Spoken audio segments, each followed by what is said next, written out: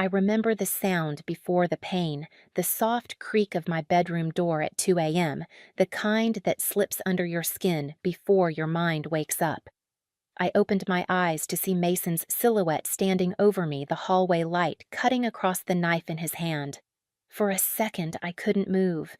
Then the heat hit my side sharp and blinding, and his breath brushed my ear like a warning I was never meant to survive.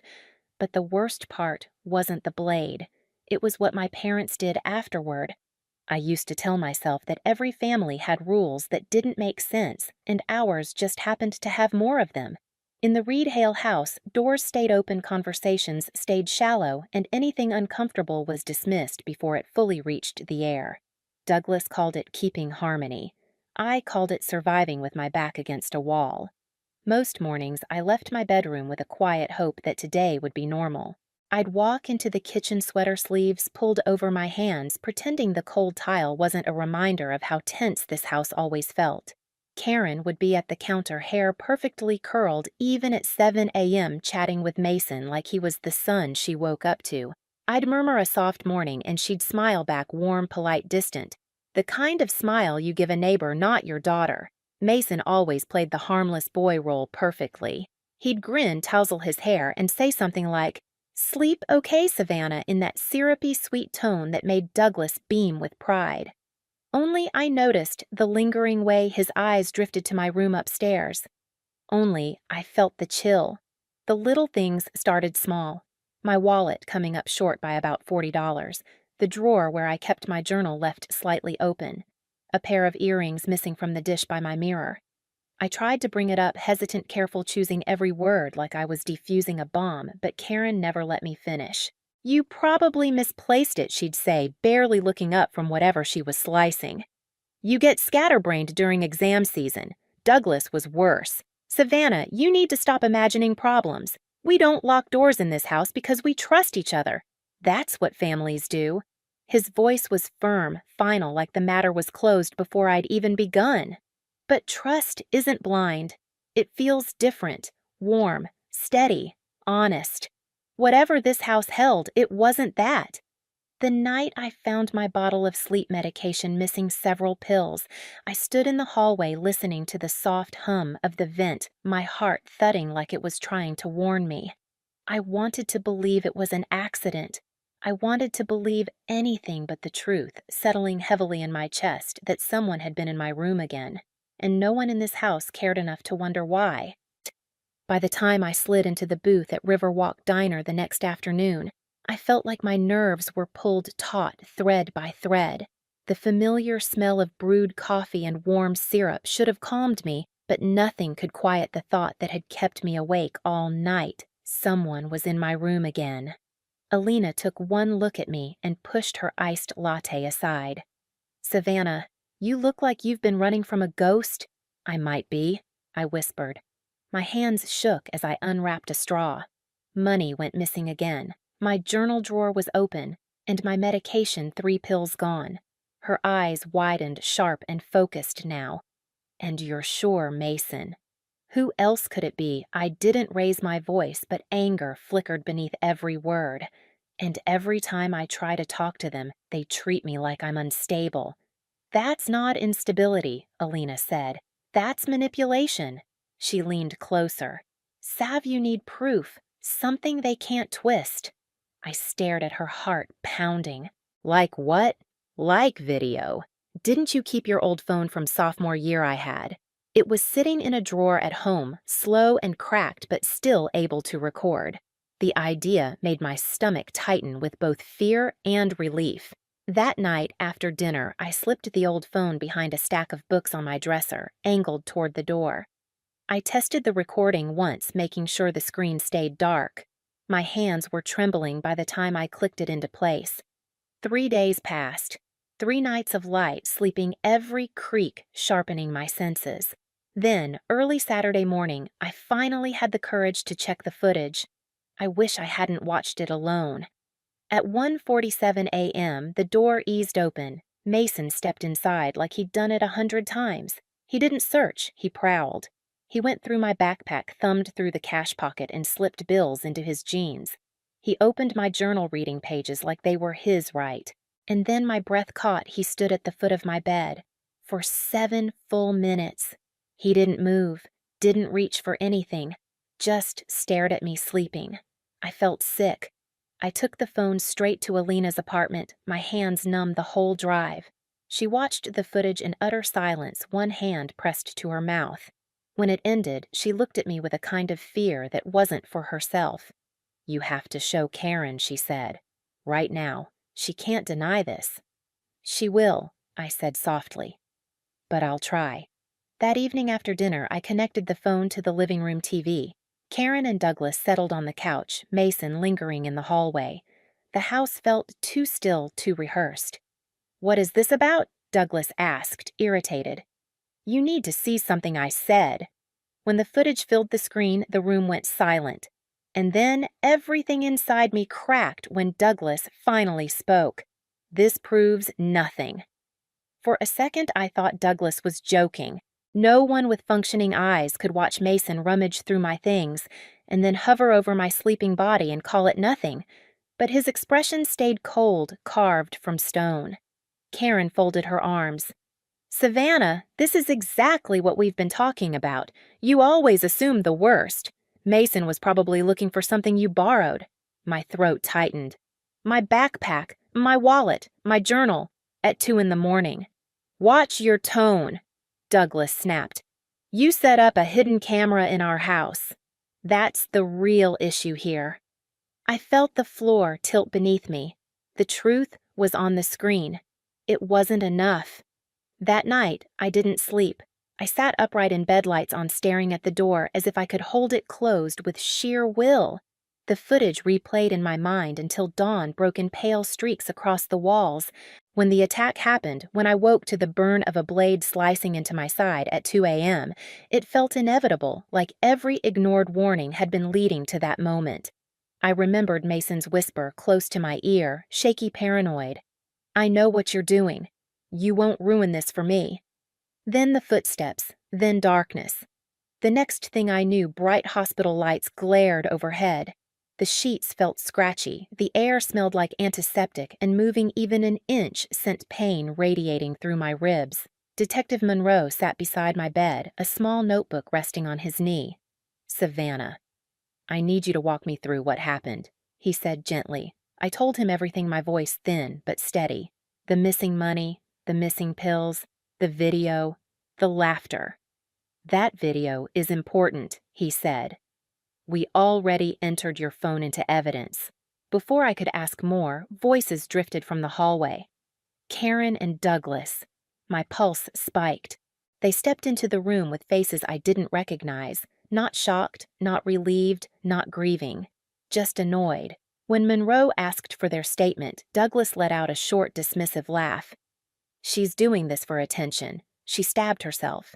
"She's been unstable for months." Karen nodded along. "She's jealous of Mason. Always has been." I felt something inside me tear.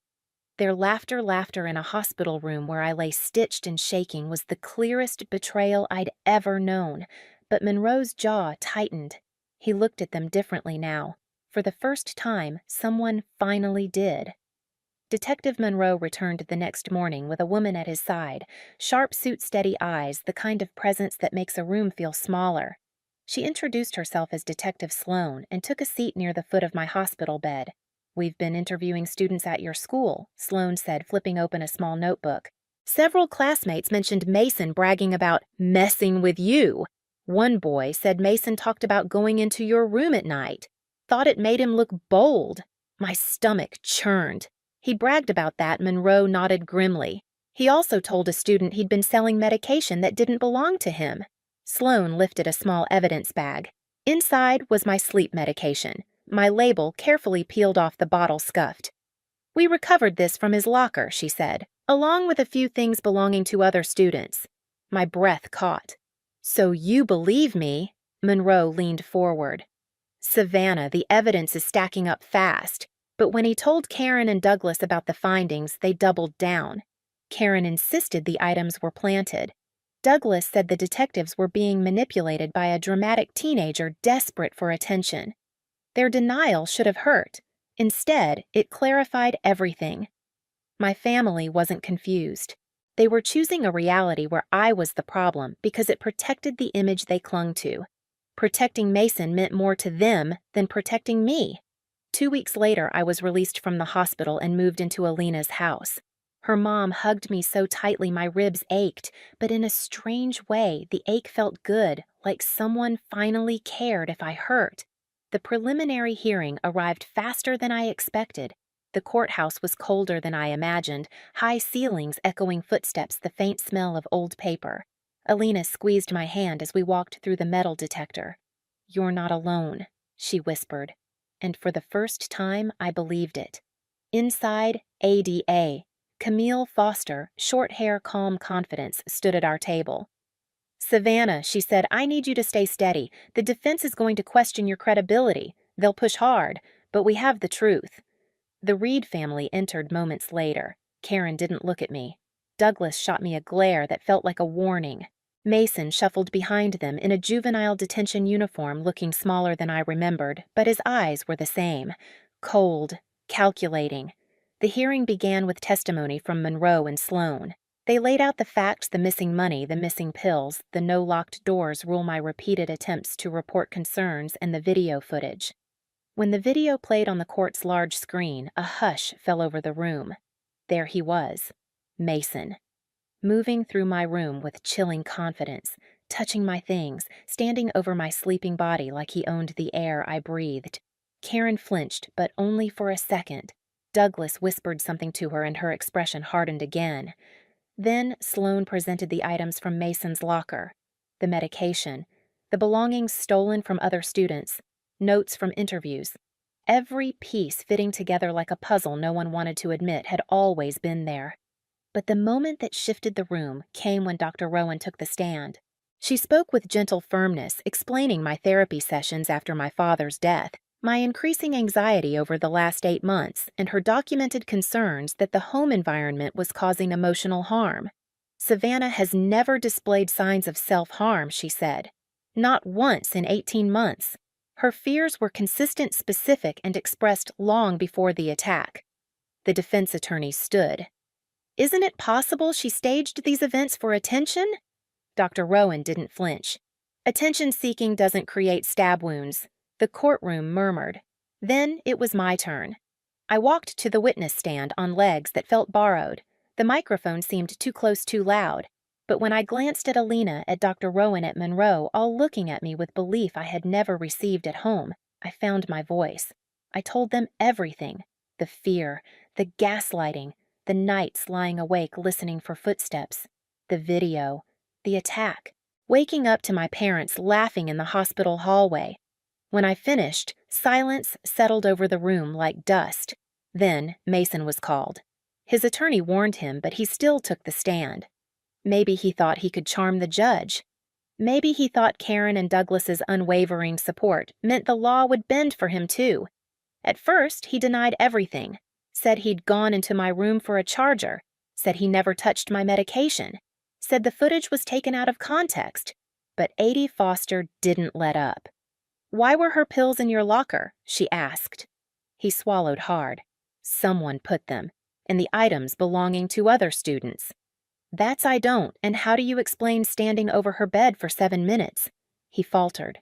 The courtroom felt like it was holding its breath. Then he blurted, "I didn't mean to hurt her." Karen gasped. Douglas cursed under his breath. Mason kept going, panicked. It wasn't supposed to go that far. I just wanted her to stop recording. She was trying to ruin everything. I closed my eyes as a wave of nausea hit. There it was, the admission. Foster nodded calmly. "So you did enter her room that night." His jaw clenched.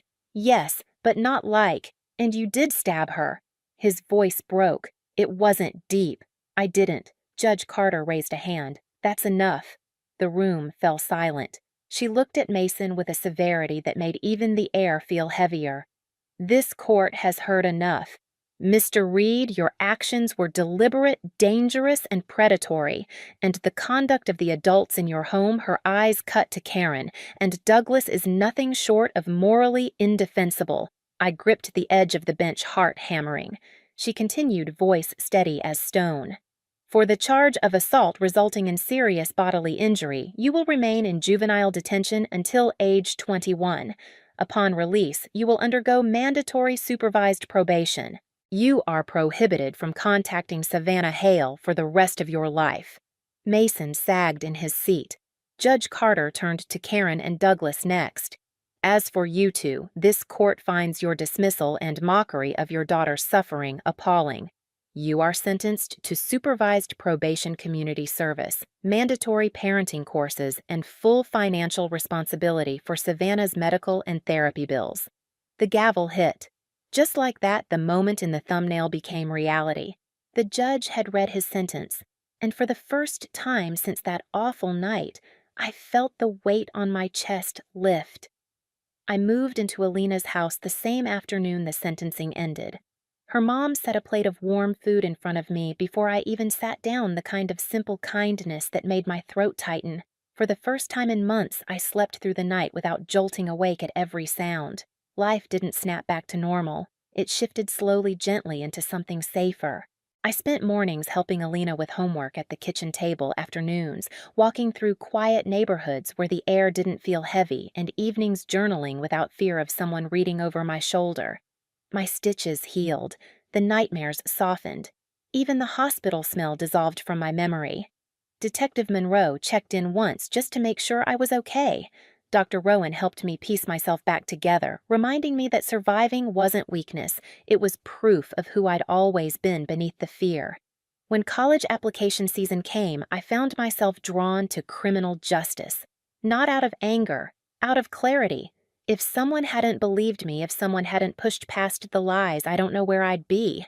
I wanted to be that person for someone else someday. Some nights, I still think about the girl I was the one who slept with her door half open because she wasn't allowed to protect herself. But I'm not her anymore. I learned that speaking up isn't betrayal, it's survival. And if you're living through something that feels wrong, trust your voice. It matters more than you know. Share your story in the comments and subscribe so you don't face the next chapter alone.